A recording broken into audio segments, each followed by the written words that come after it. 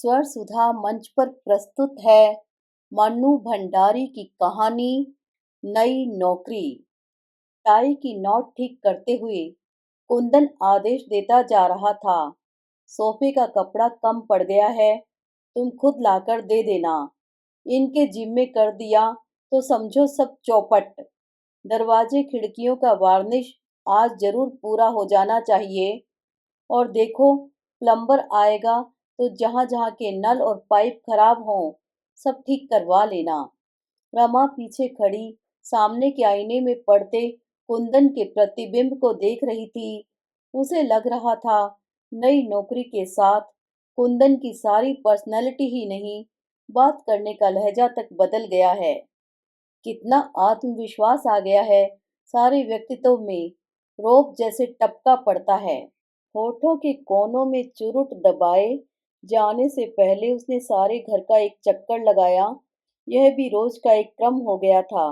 पीछे के बरामदे में दर्जी सोफे के कवर सिलाई कर रहा था।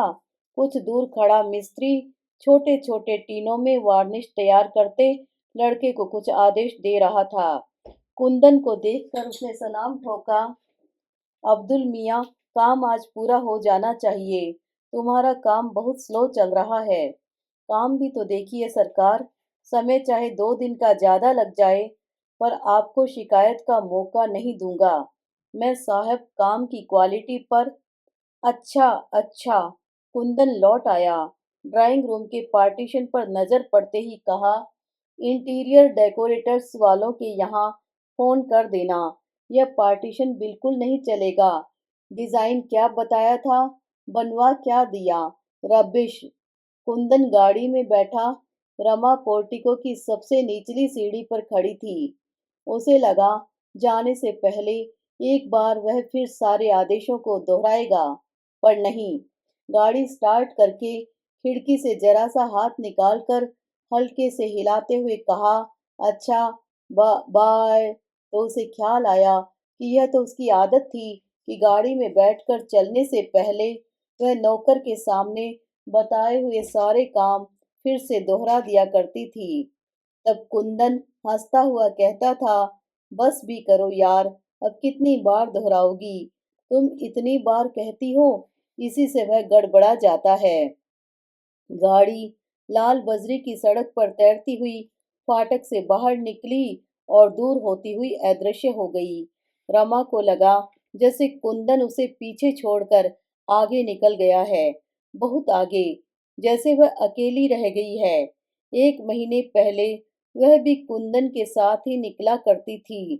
कुंदन उसे कॉलेज छोड़ता हुआ ऑफिस जाया करता था, पर अकेलेपन की यह अनुभूति तभी तक रहती जब तक वह पोर्टिको में खड़ी रहती। जैसे ही फ्लैट का दरवाजा खोलकर वह भीतर घुसती, लक दक फर्नीचर, शीशों के दरवाजों और खिड़कियों पर झूलते लंबे लंबे पर्दे, मिस्त्रियों की खटपट, नए नए डिस्टेम्पर और वार्निश की हल्की सी गंध के बीच न जाने कहाँ डूब जाती। काम की एक लिस्ट उसके पास होती जिन्हें उसे पूरा करना होता। काम करते करते मिस्त्रियों को देखना होता, मार्केट के 2 एक चक्कर लगाने होते, और यह सब करते करते ही शाम हो जाती। ट्रिंग ट्रिंग ट्रिंग ट्रिंग। फोन उठाकर उसने नंबर बोला। कौन? मिसेज बर्मन। कहिए कहिए, क्या खबर है? मिसेज बर्मन शिकायत कर रही थी, कॉलेज छोड़े 2 महीने होने को आए, एक बार सूरत तक नहीं दिखाई। Out of site. अरे नहीं नहीं। रमा ने बात बीच में ही काट दी। उसने थोड़ा सा झुककर कोहनी मेज पर टिका ली। उल्टे हाथ में पेंसिल लेकर वह फोन का संदेशा लेने के लिए जो पैड रखा था उस पर यूं ही आड़ी तिरछी लकीरें खींचने लगी। आज लंच के समय आओ न, साथ बैठकर खाएंगे। तुम्हारे चले जाने से हमारा डिपार्टमेंट तो सूना ही हो गया। लंच के समय तो तुम्हें बहुत ही मिस करते हैं, और एक तुम हो कि जाने के बाद खबर तक नहीं ली। क्या बताऊं, इस नए घर को ठीक कराने के चक्कर में इतनी व्यस्त रही कि उधर आ ही नहीं सकी। अच्छा यह बताइए, सुधा, मालती, जयंती सब कैसी हैं?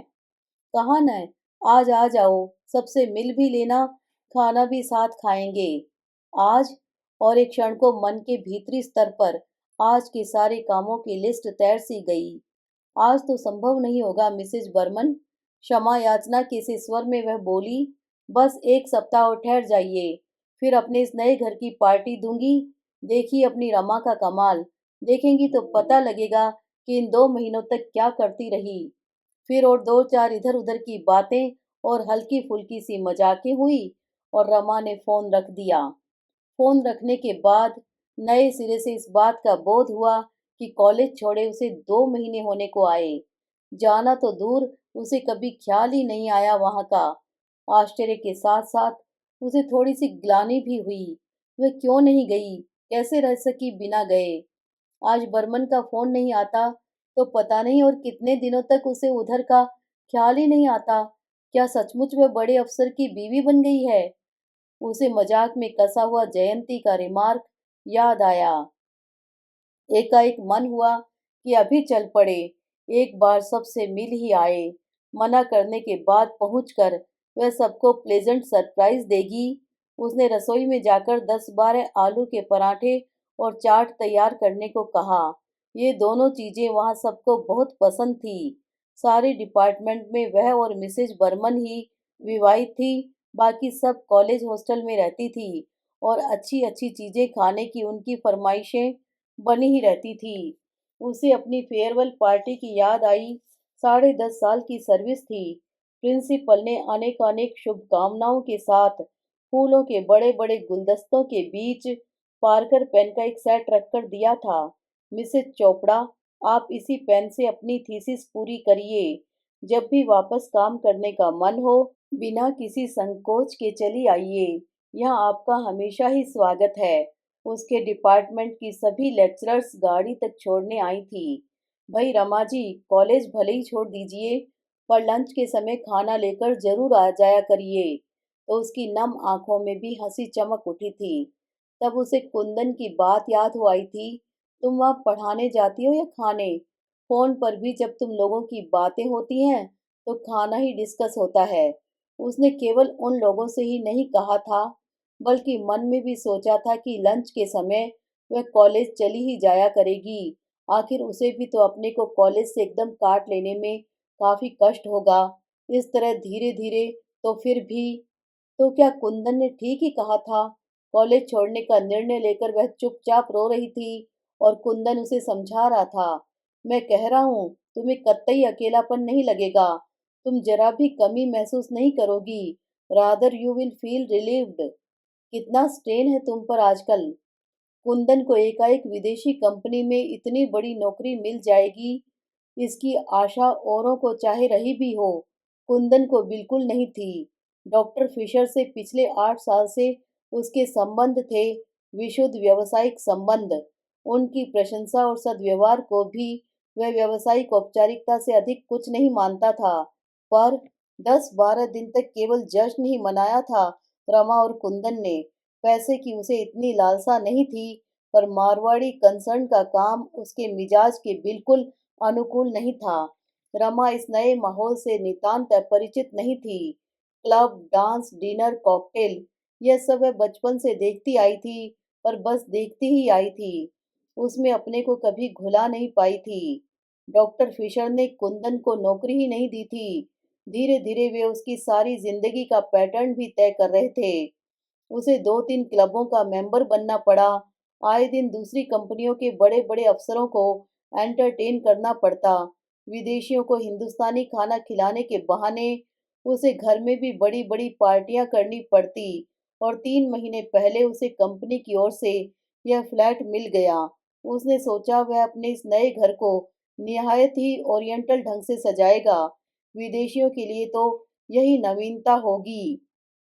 पर घर के लिए नया फर्नीचर बनवाने, चुन चुनकर चीजें खरीदने के लिए दोनों में से किसी के पास भी समय नहीं था। कुंदन चाहता था यह काम रमा को ही करना चाहिए, क्योंकि यह काम उसी का था। फिर उसकी सुरुचि और सुघड़ता के तो हल्ले भी थे मित्रों के बीच में। पर रमा के पास समय ही नहीं रहता। सवेरे उठकर वह बंटी को तैयार करके स्कूल भेजती, फिर खुद तैयार होती। तैयार होते होते ही वह नौकर को आदेश देती जाती, सारे दिन का काम समझाती। नाश्ता करते करते वह अपना लेक्चर तैयार करती। तैयार तो क्या करती, बस सूंघ भर लेती। फिर 9 बजे कुंदन के साथ ही निकल जाती। 3 बजे के करीब वह लौटती, थोड़ा आराम करती और फिर शाम की तैयारी। बाहर नहीं जाना होता था तो घर में किसी को आना रहता था। रात 11 साढ़े 11 पर वह सोती तो थक कर चूर हो जाती। कुंदन को उस समय हल्की सी खुमारी चढ़ी रहती। कहता, डोंट बी सिली, पार्टी में कैसे थक जाती हो, गाड़ी में बैठकर जाती हो, खाना पीना हंसी मजाक इनमें भी कहीं थका जाता है, गाड़ी में बिठाकर ले आता हूँ। रमा तब केवल सूनी सूनी आंखों से उसे देखती रहती।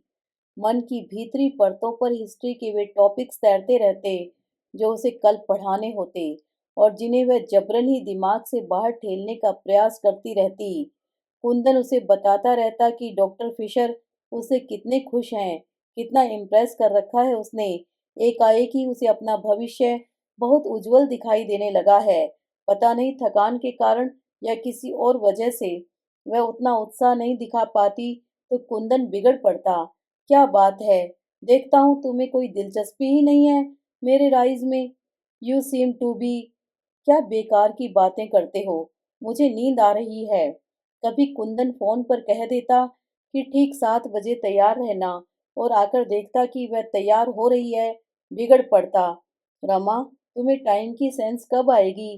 कभी घर पर खाना होता और कोई कसर रह जाती तो रात में बड़े संभल कर कहता, मैं यह नहीं कहता कि तुम खाना बनाओ, 3 3 नौकर तुम्हारे पास हैं, पर जरा सा देखभाल लिया करो। ऐसे मौकों पर रमा कुछ नहीं कहती। उस दिन कॉलेज में रमा को एक पेपर पढ़ना था। उसने खुद ही ऑफर दिया था। सोचा था इसी बहाने एक टॉपिक तैयार हो जाएगा, पर बिल्कुल भी तैयार नहीं कर पाई। रात में लेटी तो रोना आ गया। मुझसे यह सब निपटा नहीं। लौटकर बिना कपड़े बदले ही कटे पेड़ की तरह पलंग पर गिरकर उसने कहा, क्या नहीं निभता। यह रवैया मेरे बस का नहीं है। कितना गिल्टी फील करती हूँ, बिना तैयार किए पढ़ाना। लगता है जैसे लड़कियों को चीट कर रही हूँ।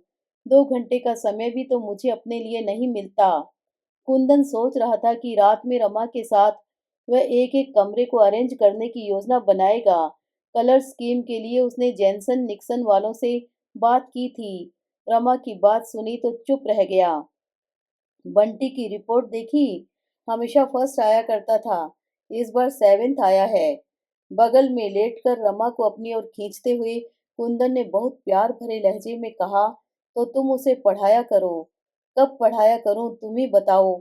शाम को 5 से 7 बजे का जो समय मिलता है उसमें वह खेलने जाता है, तो तुम ही बताओ मैं क्या करूं। बालों में हाथ फेरते हुए कुंदन ने बहुत ही मुलायम स्वर में पूछा, कल मुझे पेपर पढ़ना है। 15 दिन पहले टॉपिक मिला था, एक लाइन भी नहीं लिखी है। अब कोई झूठा बहाना ही तो बनाना पड़ेगा। कुंदन की अंगुलियां बालों पर से उतरकर गालों पर फिसलने लगी। 10 साल पूरे हुए, 6 8 महीने में ही अपनी थीसिस सबमिट कर देती तो मेरा सिलेक्शन ग्रेड में आना निश्चित ही था, पर ऐसी हालत रही तो। रमा रो पड़ी। दूर कहीं कुंदन के कानों में डॉक्टर फिशर के शब्द गूंज रहे थे, जनवरी में जर्मनी से डायरेक्टर आने वाले हैं, हमें यहाँ का सारा काम दिखाना होगा। एक नया प्लांट बिठाने की भी योजना है, उसके लिए कुछ रेस्पॉन्सिबल लोगों की जरूरत होगी, some smart young man, business में सोशल कॉन्टेक्ट्स पे करते हैं। You will have to be very social. Kundan को इन बातों में हमेशा अपने लिए कुछ संकेत, कुछ आश्वासन मिलते। लकीली योर वाइफ, तुम मुझे छोड़ जाया करो, कोई जरूरी है कि मैं हर दिन तुम्हारे साथ ही जाया करूं। कुंदन कुछ देर उसे यूं ही सहलाता रहा, फिर एकाएक उसे बाहों में भरता सा बोला, तुम्हें छोड़कर आज तक मैं कहीं गया हूँ, जा सकता हूँ। ऑफिस के अलावा हमेशा हम साथ जाते हैं। तुम तो जानती हो कि तुम्हारे बिना मुझे कुछ भी अच्छा नहीं लगता। रमा खुद इस बात को जानती है। उनका 8 साल का विवाहित जीवन दोस्तों के बीच ईर्ष्या और प्रशंसा का विषय रहा है। समझ नहीं पाई क्या कहे। वह जब तक सो नहीं गई, कुंदन उसे प्यार से थपथपाता रहा था। मेम साहब, पराठे अभी बनेंगे। ए, चौंकते हुए रमा ने पूछा। फिर बोली, नहीं नहीं, 12:30 बजे बनाना है। 1 बजे हम कॉलेज जाएंगे आज। जितने एक चक्कर बाजार का लगा आऊं और सोफे का कपड़ा लाकर दे दूं। उसने एक बार भीतर जाकर मिस्त्रियों को याद दिला दिया कि आज पॉलिश हर हालत में खत्म कर देनी है। फिर अपनी डायरी देखी, बाजार से और क्या क्या सामान लाना है। कपड़े बदलने अंदर गई तो देखा नौकर ने रैक से सारी किताबें निकाल रखी थी और पहुंचकर जमा रहा था। इनमें से एक किताब भी उसने नहीं पढ़ी है। कुछ पर तो अभी तक अपना नाम भी नहीं लिखा है। कुंदन ने भी जोश में आकर एक दिन में इतनी ढेर सी किताबें खरीदकर सामने रख दी थी। बात शुरू दूसरे स्तर पर हुई थी। कुंदन ऑफिस से लौटा था तो बिना किसी प्रसंग के रमा ने कहा, मैं कॉलेज छोड़ दूंगी। इस तरह काम करने से तो नहीं करना ज्यादा अच्छा है। स्वर में न कहीं तलखी थी न शिकायत। बड़े सहज स्वर में उसने कहा था। कुंदन देखता रहा। यही वाक्य था जिसे उसने अनेक बार अनेक तरह से मन ही मन में दोहराया था, पर कहने का मौका नहीं मिला था। अब तो उसे यह और भी जरूरी लग रहा था, क्योंकि जनवरी तक उसे अपना सारा घर डेकोरेट करना था, ओरिएंटल स्टाइल पर। फिर भी उसने पूछा, क्या बात हो गई? कुछ नहीं। कुंदन को इस समय और बात खींचना अच्छा नहीं लगा। चाय का प्याला हाथ में लिए ही लॉन में निकल गया। कैक्टस की जितनी वैरायटी ला सकता था लाकर फाटक के दोनों ओर बड़ी खूबसूरत रॉकरीज बनाई थी, पर लॉन से वह अभी भी संतुष्ट नहीं था। चाहता था लॉन पर्शियन कारपेट में बदल जाए। रात में फिर वही प्रसंग चला। कुंदन उससे बचना भी चाहता था और जानना भी चाहता था कि रमा ने सचमुच ही यह निर्णय ले लिया है या कि केवल कुंदन पर अपना आक्रोश प्रकट कर रही है। पर रमा ने केवल इतना ही कहा, अब निभता नहीं, कल इस्तीफा दे दूंगी। स्वर के भीगेपन ने कुंदन को भी कहीं से छुआ। जरूर फिर भी सारी बात को एक हल्के मजाक में बदलने के लहजे में उसने कहा, छोड़ो भी यार, वैसे भी क्या रखा है एंशियंट हिस्ट्री पढ़ने में। चोल वंश, चेदी वंश के बारे में न भी जानेंगे तो कौन सी जिंदगी हराम हो जाएगी। रमा चुप। इससे तो तुम खूब किताबें पढ़ो, मैगजीन्स पढ़ो, कुछ छुटपुट क्लासेस अटेंड कर लो, बंटी को पढ़ाओ, दुनिया भर के बच्चों को पढ़ाओ और अपना बच्चा नेग्लेक्ट हो। रमा चुप। कुंदन उस चुप्पी पर खींच आया। फिर भी अपने स्वर को भरसक संयत बनाकर बोला, तुम्हें शायद लग रहा है कि मेरी वजह से, इस नई नौकरी की वजह से तुम्हें अपना काम छोड़ना पड़ रहा है। पर यह तो सोचो, मुझे इस नौकरी में क्या दिलचस्पी है? तुम्हारे लिए, बंटी के लिए। मैंने तो ऐसा नहीं कहा। मैं तो यही सोच रही थी कि आखिर मेरे मन के संतोष के लिए क्या होगा। मेरा संतोष तुम्हारा संतोष नहीं है। मेरी तरक्की तुम्हारी तरक्की नहीं है। है क्यों नहीं? मेरा यह मतलब नहीं था। 10 साल से काम कर रही थी, छोड़ दूंगी तो मेरा मन कैसे लगेगा? मैं तो सोचता हूँ तुम्हें यह सब सोचने का समय ही नहीं मिलेगा। और शाम को उसने 3 बंडल किताबें लाकर उसके सामने रख दी थी। और सचमुच उसके बाद उसे यह सब सोचने का समय ही कब मिला?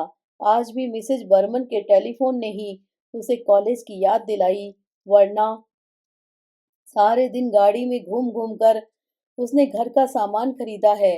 पर्दों के लिए उसने लूम वालों से यह तय किया कि 40 गज कपड़ा बनाकर वह उस डिजाइन को नष्ट कर देंगे, जिससे उसके जैसे पर्दे और कहीं देखने को भी न मिले। डिजाइन भी उसने खुद पसंद करके बनवाया था। राजस्थान की किसी रियासत का बहुत सा सामान नीलाम हुआ था।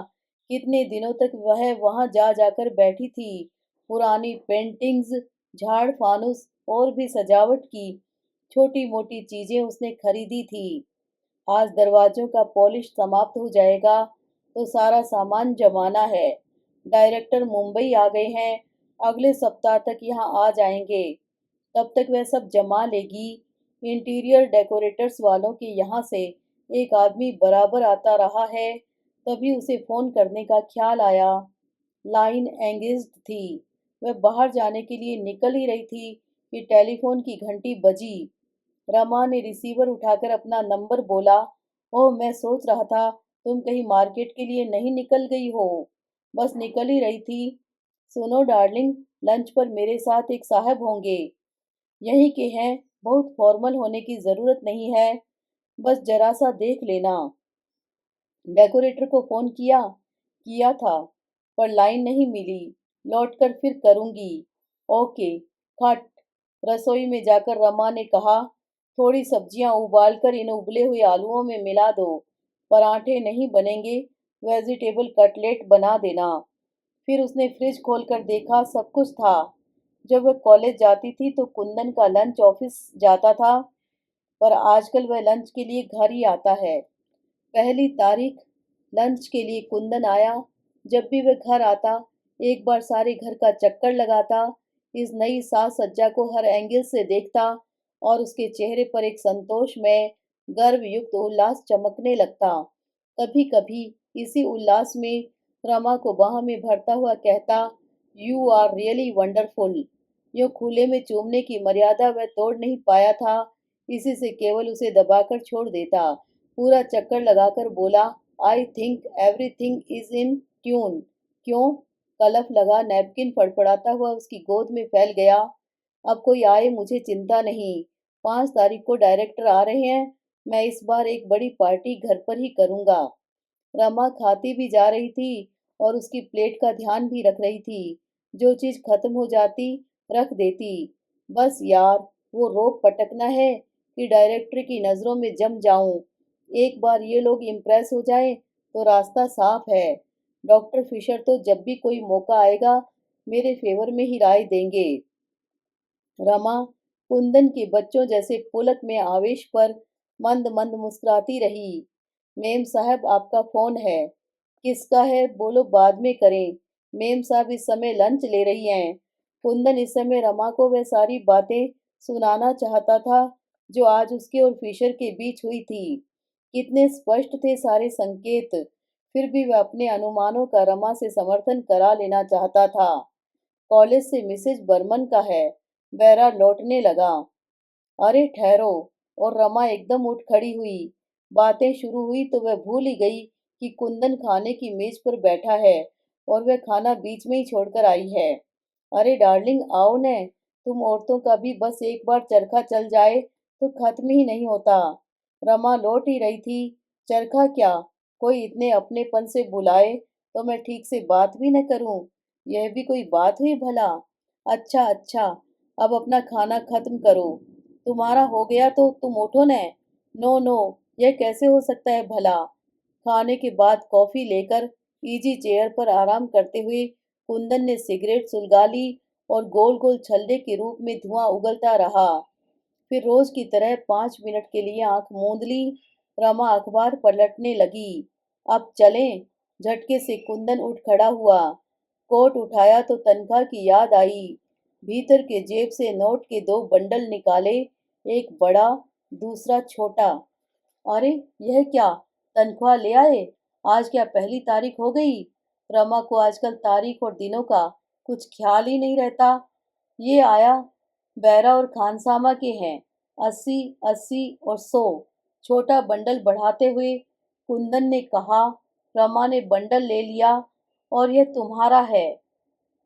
फिर जरा सा झुककर बोला, अब जो मुनासिब समझो, इस गुलाम को पान सिगरेट के लिए दे देना। और हंस पड़ा। रमा भी मुस्कुरा दी। बाय। और लाल बजरी की सड़क पर तैरती हुई कुंदन की कार रमा को वहीं छोड़कर आगे चली गई।